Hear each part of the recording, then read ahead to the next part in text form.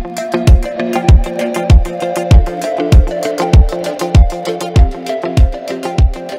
guys, welcome to Season 3, Episode 1 of Woman of Purpose podcast. Thank you for joining. I'm Char Pittman, and this is my friend. I'll let her introduce herself. My name is Taylor Johnson. Taylor Johnson. And I'm a person. Taylor's here from Nashville. She is visiting family, and I knew that she was home, and so I asked her if she would be a part of this first episode. And it's kind of a little bit of a different episode where I asked Taylor if she would actually do the interviewing. So she's going to kind of interview me, and so we'll see how it goes. Yeah, right? We'll see. Yeah. We like to talk, so it should be fine. We do like to talk. Yeah. I know. We were just saying earlier, as we were rehearsing in my office, we wished we had had cameras there to just kind of record our conversation. Because it was really good there. Yeah. You know? It was really good. So if this isn't good, just know that it was. It was good at one point, for sure. So, but what really kind of sparked this episode was I had gone to a silent retreat in November. I like to do those a couple times a year, and you know how sometimes you don't really know what's going on because you just kind of do life. You know, you just kind of, you get busy with life. You just, you do your job and you go through the motions of things, and you don't really realize a lot of times that something's wrong. So at this silent retreat, they were praying before we went into silence, and when I closed my eyes, I had a vision of myself in the shack. And the shack is a movie, and it's a book. I don't know if you've read it. I've read the book and I watched the movie and was messed up both times. It's controversial, so don't judge me about it, but I'm just telling you what happened, you know. Yeah. So in the movie, if you remember, or in the book, Mac, who was the main character, his daughter was killed in this shack, and he got an invitation in the mail to go to the shack. And so anyways, long story, he goes to the shack, and I remembered, I was asking God, I'm like, God, what is this all about? And so he reminded me of what was said to Mac. When Mac got to the shack, he said, why am I here? And God said to him, he said, I needed to take you back to the place where you got stuck. So I was like, oh no, this is going to be one of those times. You know, it's like, I thought it was just going to be this silent retreat, and you just kind of relax and whatever. And so I knew that God wanted to show me some things. And so anyway, so that's kind of why we are, here, I guess, is because of that. And I shared a message a couple weeks ago at church, and so my message was all about kind of my story of how I got stuck. And it was interesting because at the silent retreat, God was just kind of showing me some things that I didn't even really remember, things that you don't really meditate on. So it's not like I was going through life going, oh, I can't believe this happened to me when I was a kid, and this happened to me as a kid, and all those ththings. But he just started slowly just kind of showing me those things, and showing me those things. There were these undealt with emotions that were attached to them. So, which brought us here. Which brought us to this podcast. Which brought us to this podcast. Yeah, it's really interesting how, like you said, you weren't directly thinking about all those things, but the Lord brought them to your remembrance because they played a part in kind of what we're going to talk about, which is my first question is, how did you know that you were stuck? And it sounds like you didn't. Yeah. So, like, in that process, how did God show you that you were stuck? Like, what was kind of a indicator? That was my question, too. You always know that, when you're asked a question, then you know that there must be something behind it. So when I asked, that I had to take you back to the place where you got stuck, it's like, I'm stuck? But as I started really thinking about it, I started looking at kind of reevaluating my life And I think I knew that I was stuck because you ever feel like you're kind of going through the motions of things, or that you're kind of doing life on the outside of life. I don't know if that makes sense, where you're kind of like going through the motions is the only thing that I can really, you know, identify it with, I guess, where not that you're not enjoying life, but you are not, I think, fully engaged or alive to it. Engaged, I think, is really probably the main thing. Wasn't really super engaged, where you just kind of do your duties, you do your what is expected of you. You know, enjoy food, you enjoy those things, but there's not a real, you're not super engaged. And so that's kind of how I realized, like, oh, okay, wait, there is something to this. And so, yeah. Yeah, no, that's really good. When we were talking, you were saying that because it's funny, we were talking about being childlike, and you had a vision about that, which would be great if you shared. But even if you just like look at a child, the child is very engaged with everything around them and full of awe and wonder. So I think it would be cool if you shared that vision that you had. Yeah, that was really cool. We have small groups, and I was in a small group, and we had music playing, and we were in our time of worship, and I had my eyes closed. And when I closed my eyes, I had a vision of Jesus, and he came up to me, and he put his hand out like this to me. And when he did that, and I took his hand, I immediately was a little girl. And it was the coolest thing because I knew what he was saying. And then having my eyes closed, I kind of looked around the room with my eyes closed. You know, you could kind of see all the ladies there, and all of the ladies were little girls. It's like they were, you know, I don't know, just cute little girls. And I knew that the Lord was saying, this is a season that I want you to become childlike. Because children can see things and have fun and giggle. You ever heard a little kid laugh?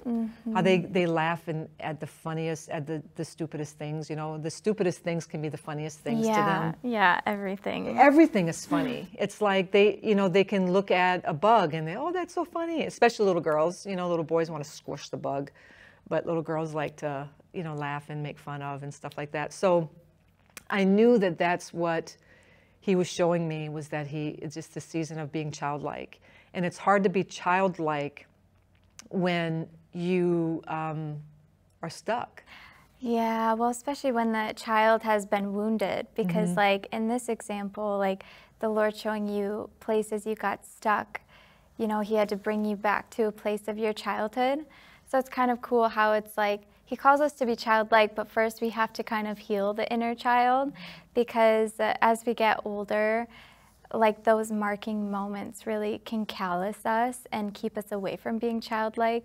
And so what's like a specific example, because you shared your testimony, which is kind of what sparked the podcast, of you growing up like child Char, you know, growing up and going through life and experiencing the world. What's like one specific moment that the Lord showed you, which was a marking moment for you that got you stuck? Yeah. Well, there's quite a few. You know, I grew up in a home with an alcoholic dad. He gambled and he drank a lot. And so with that, so we have kind of my family, my mom was married before and had 6 kids. My dad was married before and had 1. And then my mom and dad get married and they have my sister and I. And so that's kind of, you know, my family. We were the youngest of 9, basically. And so my older siblings, they came to visit occasionally on the weekends and things like that. And so there was one occasion where one of my older sisters went to it was like a carnival of some type. I don't know exactly what it was, but she brought home this gift. And I remember, it's so funny how I can't remember what I did yesterday, but when things mark you in your life, you can remember smells, you can remember details of what they were wearing. And I was probably maybe 5 years old, maybe even 4 or 5, something like that. But she brought home this gift, and it was a ceramic clown. And it was two-sided. So on one side, it had the name of my one sister, and on the other, on the hat. So it had the little hat, had our name on the little rim of the hat. And one side was my sister, and the other side was my name. And the one side with my sister's name, it was a happy clown. And when you flipped it over, you know, you just turned it around, had my name on the hat, and it was a mad face. And I remember looking at that, and as a kid, you know, you know there's something wrong with it, but you don't realize exactly what's wrong with it, you know? And so it's like, you know, when you're 4 or 5 years old, you don't know that there's something wrong with you. You don't know that you're, you know, you're happy or you're mad or you're sad. But when you're given a gift, it's like it's marking you, telling you who you are. Yeah. It's like, this is who you are. And so you don't realize that when things like that are done to you or spoken over you, how you really start becoming like the thing they're telling you that you are. Yeah. You know, it's like, how does a 4-year-old or 5-year-old, you know how to act?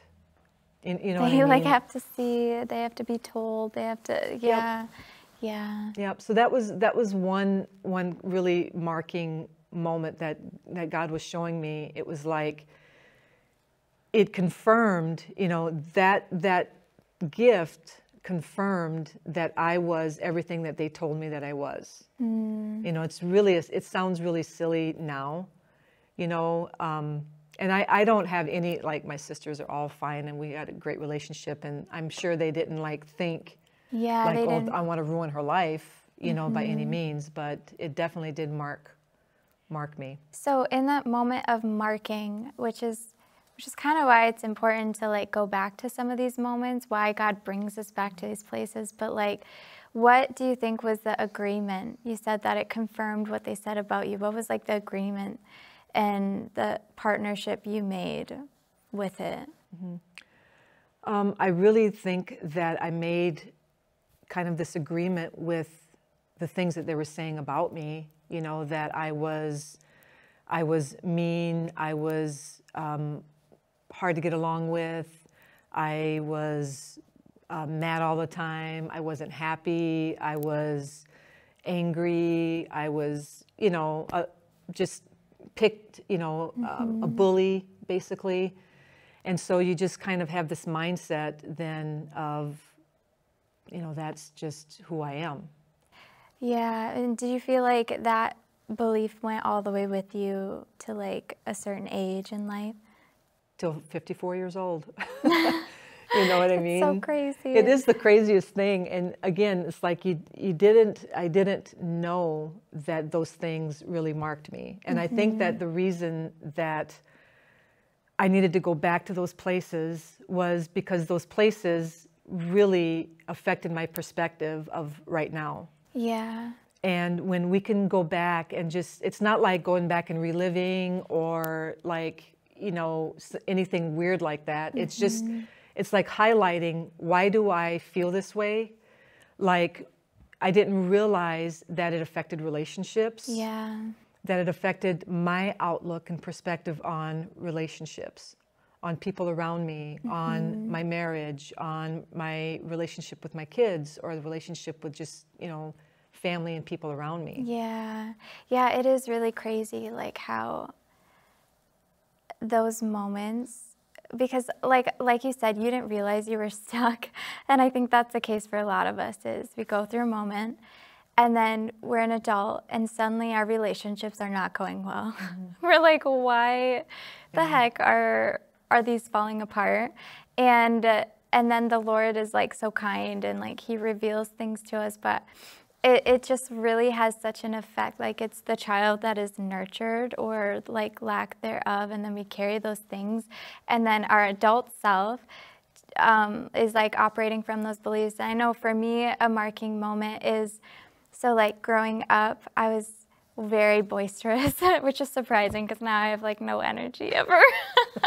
But like It's funny because I was just an emotional kid and a lot of energy. And I remember my parents getting me this shirt from a trip they took to like Cancun or something. It said drama queen on it. And I just did not like that association. I was like, I reject that, you know? And like growing up just hearing, oh, you're so emotional, you know, you're emotional.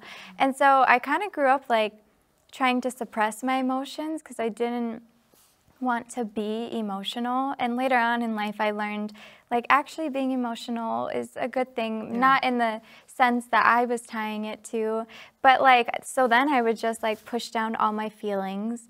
And then like they would all come bubbling up because obviously you can't push down your feelings and then push them down, you know, bubble up. And it's been such a process of like learning how to undo that, like, and realize, okay, emotions can be a superpower. Like how I made is actually a good thing, but in God's redemption, in God's eyes and stuff. And so it's just been a journey of like learning to feel the emotions of the spectrum in a way that's like not attached to my identity, but they're like tools in my life and they're part of being human.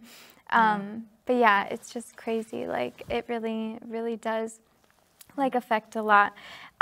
So yeah, we kind of talked about that, like, and this, I guess, a good thing for people to ask themselves is, you know, if the Lord has you go back to a moment in your childhood, asking yourself, what inner vow, what agreement have I come into partnership with? Just so we can come out of that agreement and actually make a new agreement or like have a new realization. But yeah, so we were just talking about how we get marked by these experiences and they affect how we live. So how does somebody even begin to get unstuck? Like, I think you kind of hit on it in the very beginning. Like, first you have to know you're stuck. But then it's like, what does that process of healing even look like? You know, one of my missions, I believe, in life is to empower women in their true identity. And it's like when people, it's like sometimes you can look at a person and you can just say, you know, oh wow, you know, they've got it all together.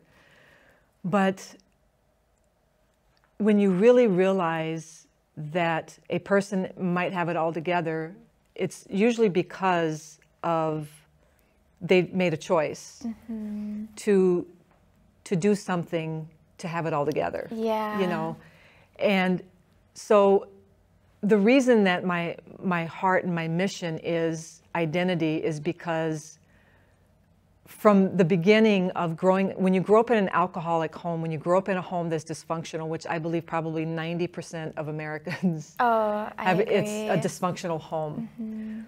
But when I become healthy, I change my perspective of my dysfunctional home to,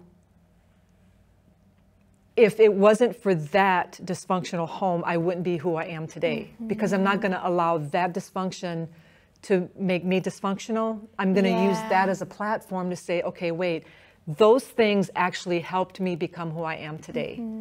So being told, you know, like by my family, by my sisters, and you know, even, you know, being molested as a kid. So all of those things mark you. And so now I don't, so God's saying, I got to take you back to the place where you got stuck. It's like, now I look at those things as a challenge.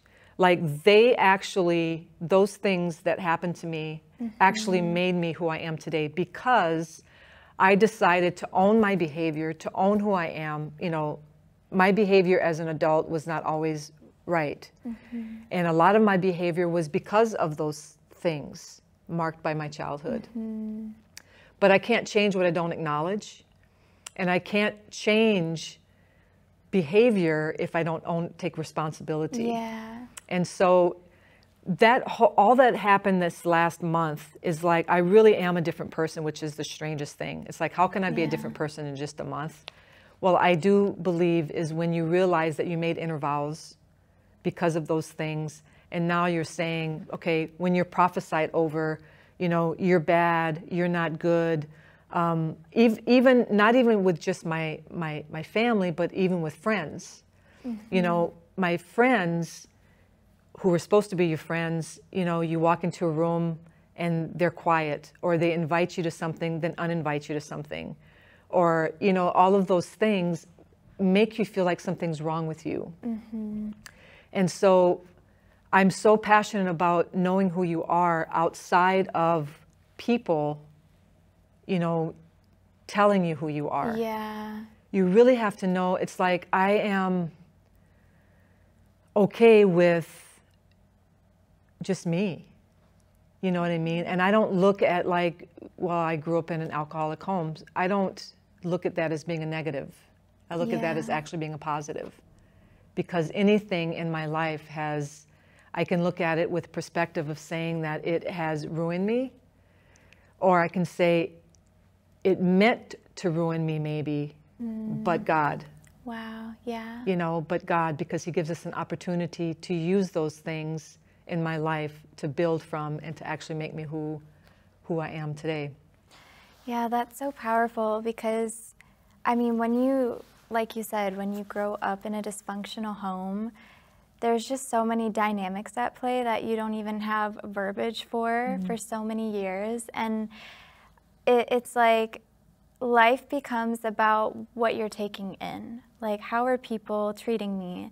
How are people valuing me? And like you said, it's speaking all these little things, like all these rejections or all these beliefs about ourselves. So for you to be able to say, like, I don't need people to tell me who I am anymore. God tells me who I am. Like, I am a daughter of the King. I'm beloved. I'm worthy. I'm chosen. It's such a powerful place to be, because when I call them like deficits or whatever. Faulty beliefs like give us these deficits, and then whoever comes over them with their words or actions kind of like it fills us, and then we like believe that thing about ourselves. But there's this story in the Bible that I kind of had a revelation on. It's when Jesus is like sending his disciples out to preach the gospel, and he tells them like how to deal with rejection. He says like, if they reject you, like just shake off the dust and pretend like you were never there. Yeah. And it's funny because that's been kind of like a belief that I've partnered with for so long, is that like I'm alone and I'm rejected for most of my life, and not feeling like I'm worth being chosen or good enough or valuable, and letting people tell me. And it's just like, just drags you to and fro.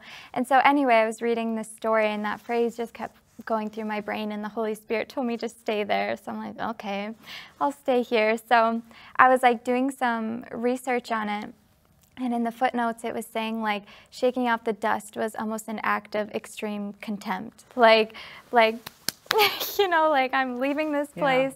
And if you think about dust, like it's so small. Like how can you possibly leave a place and not carry any part of it with you? And when I was researching it, I saw an article, and it said, this is how Jesus taught his disciples to deal with rejection.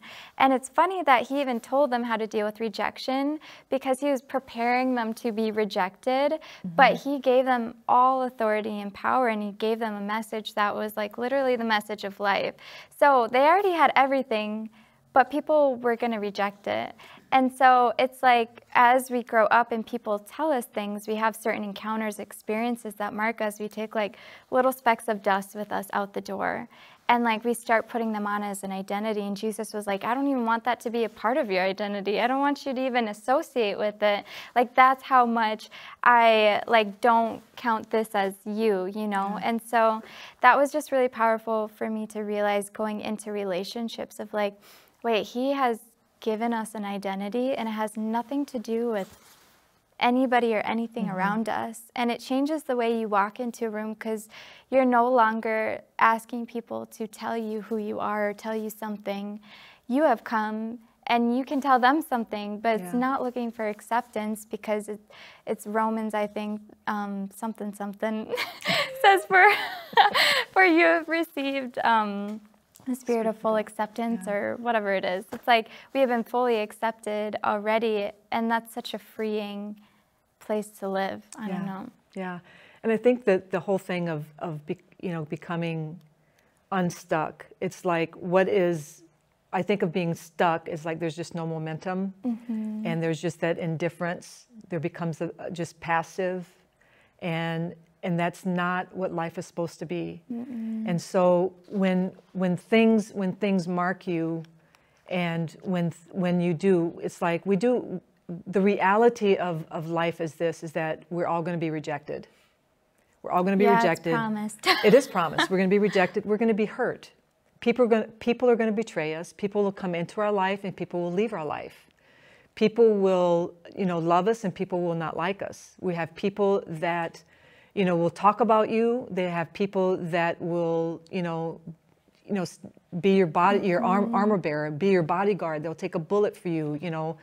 So you've got both sides. But what happens is that when we are wounded and when we live by our woundedness, then all we focus on are the ones that don't like us. Yeah. The ones that walk out of our life, the ones that betray us, the ones that talk behind our back, the ones that, disappoint us. It's like that's where our focus becomes. But when I truly am healed and when I truly can be childlike, then I can still see the ones that have hurt me and rejected me and maybe have walked out of my life and what have you. But they don't dominate my life. Yeah. They don't dominate my thought life. What happens when I become whole and healed and allow the things from my childhood, allow all of those things in my life to actually work for me and not against me, then I can see things and I can love those people that hurt me and rejected me and all those things and let them go. Yeah. But then I can focus on the ones that are right in front of me. It's like a wounded life. When I live a wounded life, when I live from that place, I miss the people that are right in front of me that actually want to love me and want to be a part of me. Yeah. And then I can actually give them, everything that's in me. But being wounded and living from that perspective of being stuck, then I don't give all of me either. Yeah. Yeah, you've already rejected yourself before. It's like you walk into a room and you long to be accepted, but you've already rejected yourself. How, if anybody is accepting you, how would you know it? Because you've already rejected yourself. And it's funny because when we walk wounded, we get wounded and we reject the people that are trying to heal us, And that's a thing about allowing yourself to really take those guards down and be loved by healthy people when you're finally in a safe environment. Because that's the thing that childhood lies will lie to you about later, is that you're not safe anymore, or you're not safe. So you can't let your inner child actually the world is dangerous and this is how you should approach it, But when you actually heal and let yourself really just be loved by people, it's just it's healing. I don't know. I used to live with a family, and I was telling you this in the room, but the Lord kept saying just keep your heart open, keep your heart open. I'm like, my heart's open. But like you said before, if he's telling you something, because you're probably not doing it, And so he was like, keep your heart open, keep your heart open. And I'm like, it's open, it's open. But I remember this moment where I was babysitting the youngest. He was 2 years old at the time. And I was just so guarded over the years, and even just touch. Anytime someone touched me, I was tense, and then I realized I was tense. I'm like, oh, okay, relax, chill out, But I was making toast, and I made this toast for both of us, me and this toddler. And then I just popped a squat on the floor, and I thought he was just gonna pop a squat on the other side and we'd just be in our perspective spaces. But he wanted to come sit on my lap, and he sat on my lap, and we just sat in silence eating toast. But it was such a healing moment for me, because those rejections and those beliefs make us keep everybody out here.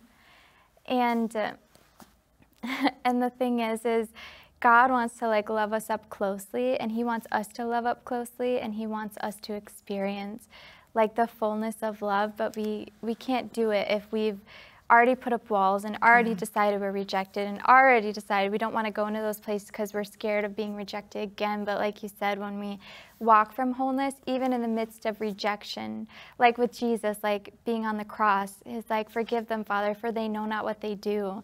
It's like a lot of people, sometimes they know they're being, you know, a stinker, but it's like your Father's hurts. It's like they weren't even about you. Right. You know, and now you have that perspective outside of your father, and you can actually thank the Lord for the father that you had. But you first had to realize, oh, it wasn't ever about me. It wasn't about rejecting me. But this is a reality of the brokenness in that, you know. So, yeah, that's powerful. Yeah. But I'm like, I don't even know where to go from here. Well, you know, I think it is just, I think it's just really, really cool. You know, you're talking about the toddler that came and sat in your lap, and talked earlier about being childlike and how I had that vision. And I think that that's what I think that is what God has for all of us, is to be that toddler and go plop in somebody's lap and giggle and eat toast. Yes. You know, it's like this carefree heart that is just saying, you know what, life can be heavy out here, but life doesn't have to be heavy in here. You know, Jesus said that in John. He said, in this world you will have tribulation, you know, but be of good cheer. He says, don't let your heart be troubled. So in other words, don't let trouble come into your heart. So I think being childlike is saying, okay, this is what God was saying to me. Those things are still in your heart, so they trouble you, even though you don't really consciously maybe think of it being troubled, but it shows in my behavior. It shows in how I respond and react to things. And so it's like getting those troubles out so that I don't have to have the heaviness on the inside of me. That I can actually be a kid and go plop in and just sit down and have a piece of toast and just plop and just really enjoy life. You know what I mean? Even though it might be heavy, even though things on the outside might be chaotic, I don't have to have those things on the inside of me. And that is my goal for 2024. I believe is that what he's saying for all of us is, I want you to live a life unstuck. If you're stuck, that means that you're indifferent. That means that you're not, there's no momentum, that you're not moving. And we are designed to have community. We're designed to have relationships. So for me to say, oh, I'm good being alone, I'm not saying that I don't want people in my life. You know what I mean? It's just like, we're all designed for relationships. We're not designed to isolate. We're designed to have people. But it's when you're free and you're whole, it's like we can be alone and, you know, be okay with that and be able to just enjoy every aspect of life, if that makes any sense. No, it does. You know? It does. Yeah, which takes like renewing your mind. Yes. You know, and making conscious choices, and like you said earlier, taking ownership of those thoughts, and like not choosing to stay stuck, to be like so sick of being stuck that you're willing to get out of being stuck with your thoughts. And it takes discipline.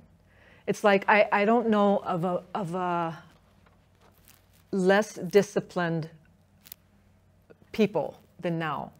You know what I mean?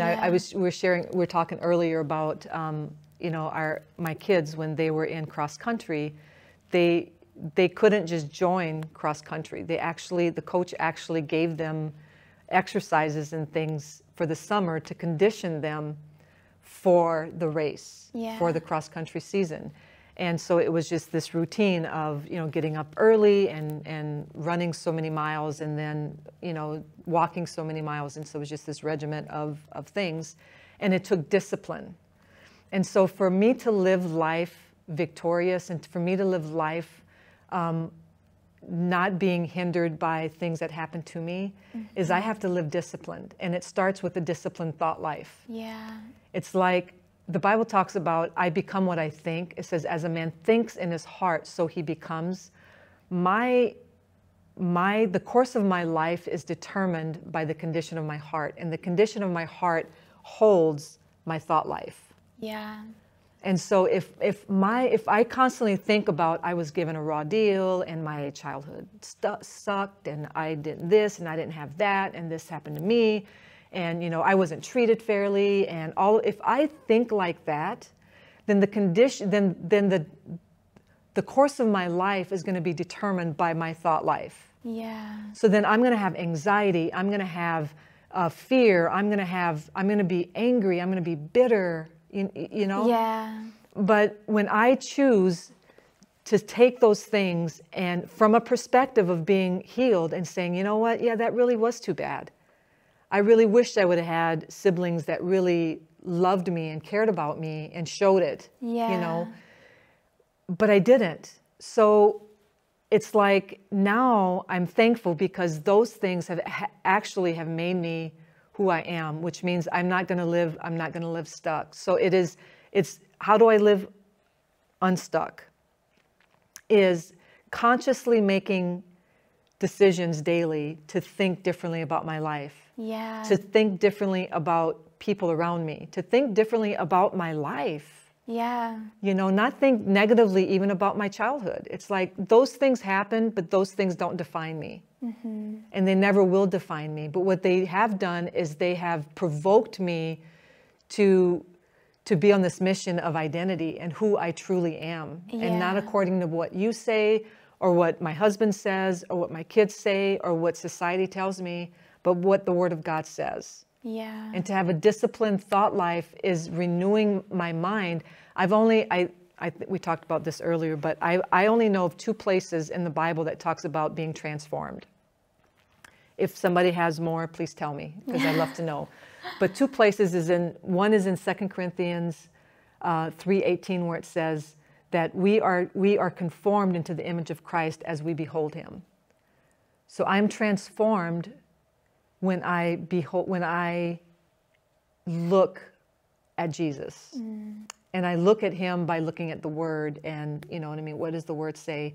And then in Romans 12:2, where it says, don't be conformed to the world, but to be transformed by the renewing of your mind.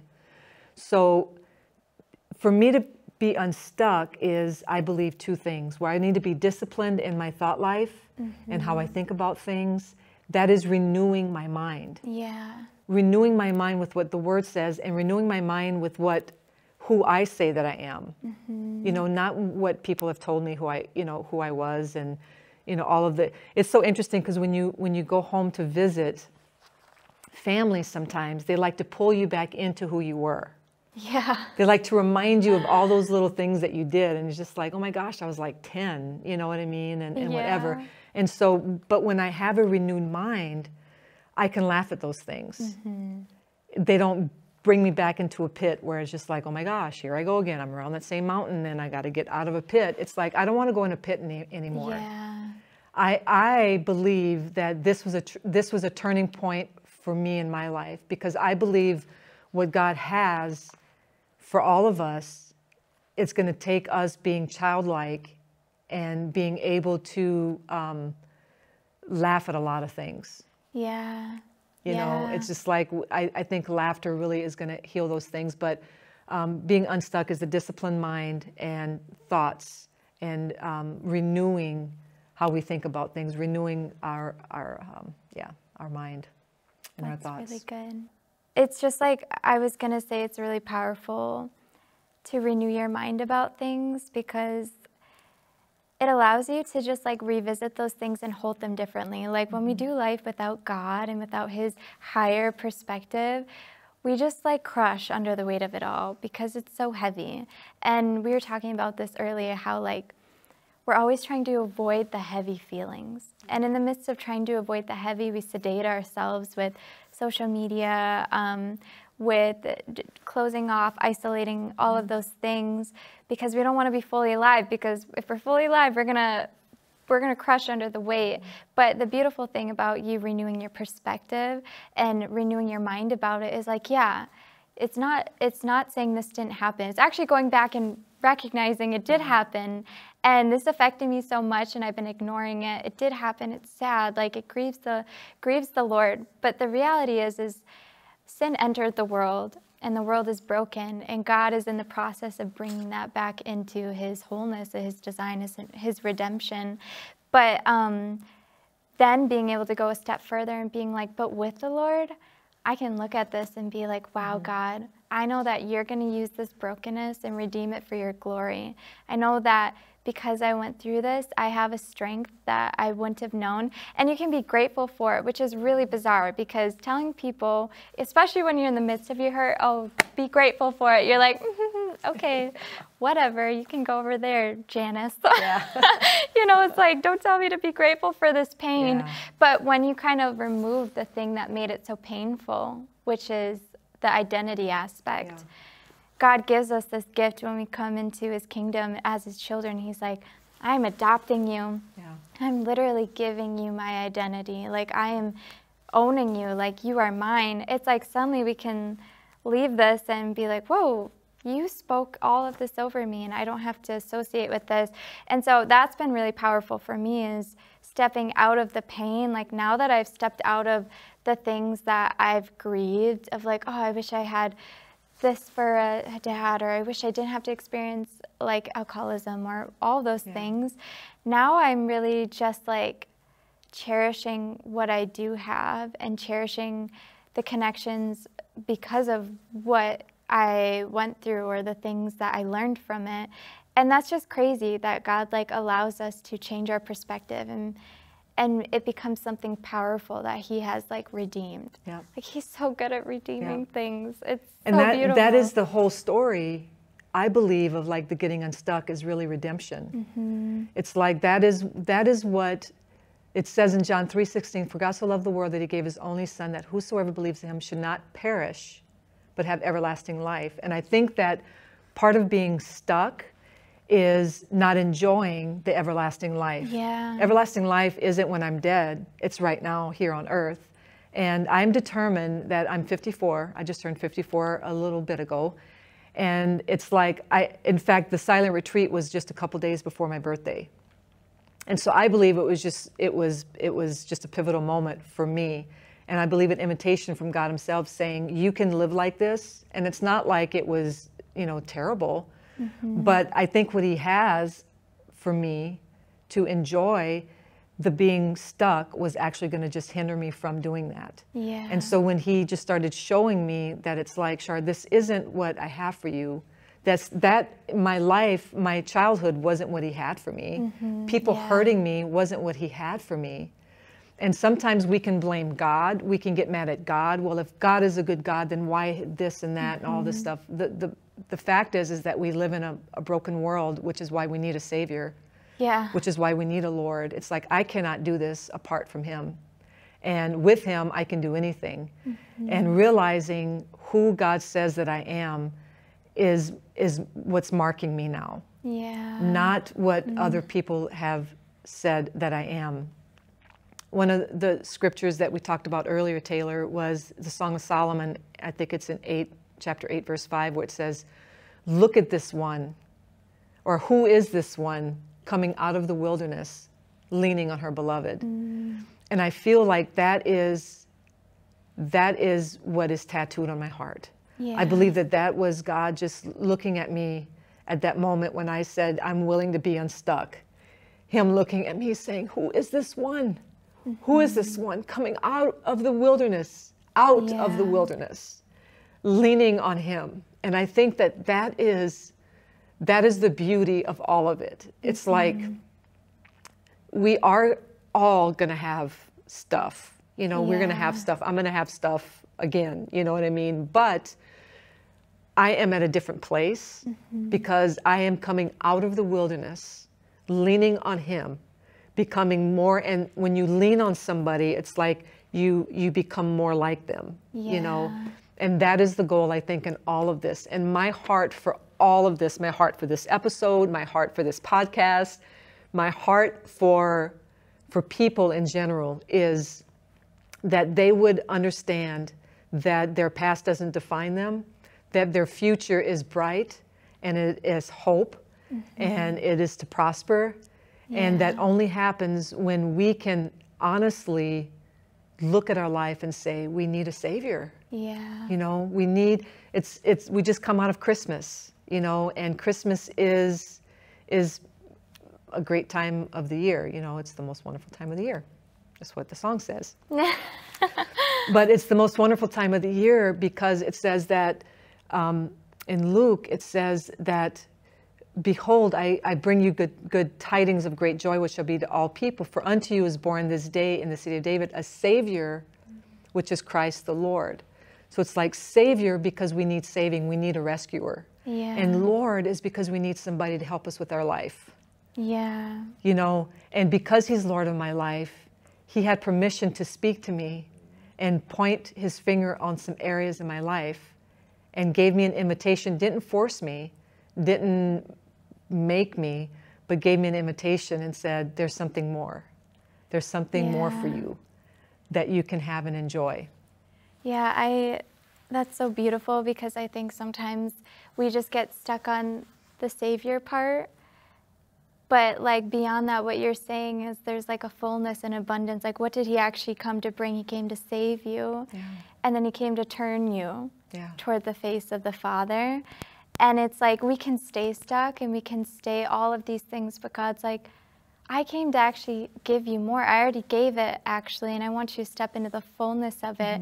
I want you to know what it is to be free. To literally, like when you're free, I don't know, like when I've gotten, like when I was healed of depression, I wanted to jump around and be like, look at this, guys. And I think there's so many people that they don't know the more. Yeah. They're like, I love the Lord, but I am still angry, I'm still bitter, I'm still, well, what's the difference between being a Christian and then living in the world? If you're still angry, you're still bitter, you're still all these things, but when you move past being stuck, it's like, I'm free, I'm joyful, I'm at peace. Like I have a peace that I've known like no other.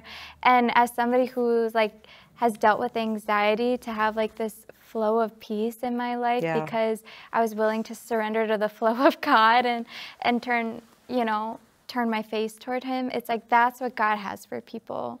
And this is like part of the process. It's like a beautiful testimony of like, I was here and now I'm not, because I believe God when he said he came to give me joy. Absolutely. And I'm not joyful. So what do I do to like step into his joy, you know? But. And some of those things too, it's like we have to be intentional on speaking those things over our life. Yeah. You know, it's like, I might not feel joyful, I might not feel hopeful, I might not feel those things, but I need to speak those things over me until I feel them. I need to speak to my soul and tell my soul what's up. Yeah. I need to own what the Word of God says over my life. So I'm saying right now, like, I'm unstuck, I'm not that person anymore. I'm saying that until I feel it. At this moment, this very moment, I don't necessarily feel it because I still have those like things that kind of like speak to you, but I speak to my soul and tell my soul, no, I am whole, I am free, I am joyful, I am hopeful. I'm not these things. This is who I truly am. Yeah. And the being freedom, it's like, it's always an invitation. I have a little Chihuahua. His name's Simba, and he's pretty cute. And when we leave the house, he always goes in his kennel. That's where he feels safe, you know. So it's like I'm getting ready to leave. So what I did the other day, it was kind of funny because I put him in his kennel and I just shut the door. I didn't like lock it. So I just shut the door, and I get home and I go in there and he's still sitting in his kennel, you know, not knowing that he could have just broke out. Yeah. But that's a lot of us, is that we place ourselves in a kennel and the door's unlocked. Yeah. And the invitation is we can come out anytime. Yeah. And I think that now is the season, I think like, especially for 2024, I just am really excited about 2024. It's like it is an invitation to come out. Yeah. It's an invitation to come out and to play. Yeah. It's like the season of being playful and being and enjoying and being unstuck. And I think a lot of it is it's for us. It's like we put a lot of responsibility on God to do things for us, but he's already done everything for us. Yeah, he's done. It's all done. It is finished. It is finished. The invitation is for me. What am I going to do with it? How am I going to think? And I believe, this is just my belief, I believe the number one thing is my thought life. how I'm going to think about things, how I'm going to think about my life, how I'm going to think about 2024. You know, if you ask people, so what was 2023 like for you? You can always tell somebody's position in their heart, their perspective in their heart, when you ask them if they always go on the negative, like, oh, well, you know, it was this and that, and we did this, and we lost that, and we lost this and that. It's like, if everything was a loss, then my perspective, the condition of my heart is in a pit. Yeah. But when I can acknowledge those things happened, but I acknowledge that those things actually were needed in order for me for this to happen, you know what I'm saying? And so I really do think that it's an invitation for this year for all of us, especially for women, to be empowered, to get unstuck, to put in, listen, it's like we have to not be lazy. Yeah. You're not going to get muscles by You're sitting. not going to get muscles being lazy and being indifferent and not being disciplined. We need to be disciplined in the things that we do. It's like you see somebody that like, well, I'm going to, you know, beginning of the year, what happens at the beginning of the year? Everybody's going to join a gym. I'm going to change the way that I eat, and I'm going to, you know, exercise, and I'm going to lose 50 pounds, and I'm going to whatever. But if it doesn't change here in my mind, then I'm going to do it for 2 months, and then I'm going to quit because I'm lazy and I'm not disciplined. Discipline starts with the way that I think about exercise, the way that I think about food. So the way that I think about my life, the way that I think about my past even, is super important. Yeah. It's thinking that it's not denying things didn't happen, but it's not giving those things power in my life. Yeah. It's denying that thing power in my life. That's so good. And so I think that being disciplined in the way that I think, being disciplined in the way that I do things, constantly speaking things over my life that are good. And if I can't think of anything good, then I need to find that person in my life that loves me unconditionally and help me. Yeah. You know, it's like you call that person to say, I'm struggling right now, and I need you to speak life and hope to me and remind me of who I am. I did that not too long ago. It was just like I messaged somebody because I was like in my head, you know, you ever get that where you're in your head? Oh, yeah. And it was like this thing I kept tripping over. And so I just sent this message. And she messaged back right away, and she's just like reminding me of all of the things. And I'm like, okay. Yeah. All right. So I'm good. There's a thing of remembrance, and a thing of declarations too, because I had a friend recently, she's like pretty lovingly hard on me, and she's like, you treat yourself like junk. And it was just kind of this thing, like, yeah, when we get lazy, like when we're down or when we're feeling stuck or whatever, and it's like, well, what are you doing? Well, I'm just laying here. Yeah. And she like gave me these scriptures to declare from. And so in those moments, instead of just like letting the waves toss me to and fro, I like started saying them out loud. I started like remembering, wait, God's word says this about me. Actually, as like children of God, we need to take hold of his scripture. He's already given us a weapon, and we need to like chop, you know, and like slash those lies. And so I do think like the church and Christians and just people, we need to step into like a maturing, a willingness to kind of get in the fight and like fight for our mind, fight for the future, fight, because ultimately like the more we do that, the more we can actually be effective for his kingdom and our family and our legacy and like his legacy and giving him all the glory, you know. Like stuck people don't give God glory. Yeah. They only give him glory if like they walk in the freedom that he has available for them to get unstuck. And so, yeah, that's really powerful. Yeah. But well. Yeah, well, I just want to encourage everybody that's watching and listening. It's like, I know this might have been a little bit of a different episode of what you guys are used to, but I'm going to really charge you that are listening to put in the work, to be disciplined, and to get unstuck, because there's so much more in life and for you in life than you're giving credit for. And so I'm going to be really hard on you. Don't give up. There's a story in the Bible about this woman that had an issue of blood, And she had to press through things to get her healing. She had to press through things to get unstuck. And so this is your year. 2024 is going to be the best year of your life if you're willing to put in the work, to put in the time, and to not be lazy, and to really be disciplined in life. So anyways, I want to thank you, Taylor, for taking this opportunity and being with me and doing this with me. Thanks for having me. Yeah, and trusting me. Yeah, always. I'll catch you next time you come to town. Okay. But anyway, so thank you for joining us this episode of Woman of Purpose. And we are on social media. The Woman of Purpose website is womanofpurpose.net. So check us out, and we'll see you next time.